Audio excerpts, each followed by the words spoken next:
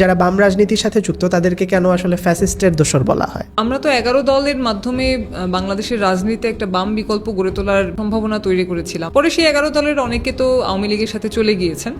এখন সেরকম তো অনেক ইসলামিক দলও আওয়ামী লীগের সাথে ছিলেন।